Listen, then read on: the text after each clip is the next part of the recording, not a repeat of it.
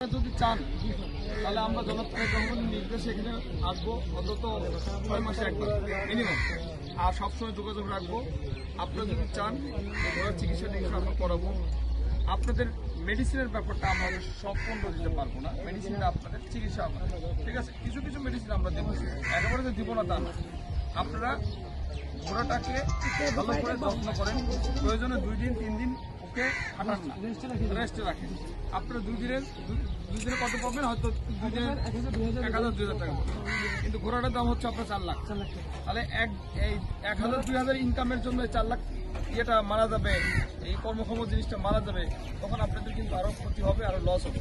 কেউ ঋণ করে কিনছেন, আপনার গরিব মানুষ, কেউ মধ্যবিত্ত, কেউ ঋণ করে কিনছেন, কেউ হয়তো বাবার এটা সেভাবে ক্ষতি করে আসছেন, কেউ হয়তো জমানো বহুত কষ্টে জমানো টাকা দিয়ে ঘোড়াটা কিনছেন।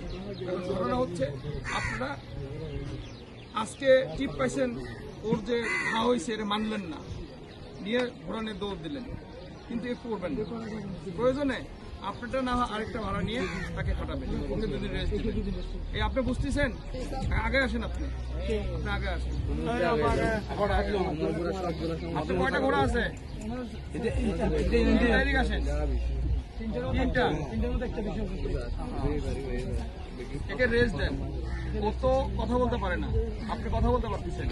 আপনার পেট ব্যথা হলে আপনি আমাকে বলতে পারতেছেন, ও কিন্তু খালি চিৎকার করে, ও বলতে পারতেছে না। তারপরে যদি ওকে খাটান তাহলে আপনি কিন্তু কি হবে? আপনার কি হবে? গুনাহ হবে। এখন আমাদের ওই আইন আমাদের হয়তো মানে না মানুষ, কিন্তু আপনাদের নিজস্ব একটা ইয়ে করতে হবে যে পশুটা আপনাকে খাটায় আপনার হাতের অন্য ব্যবস্থা করে দিচ্ছে, যে পশুটাকে এভাবে মেরে ফেলবেন এই অধিকার আপনার নাই।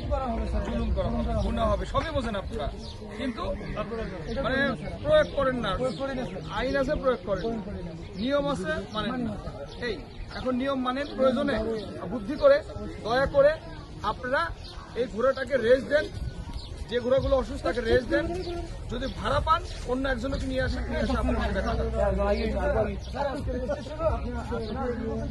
আরো রেস্ট দেন। এটা মিনিমাম 7-8 দিন 10 দিন।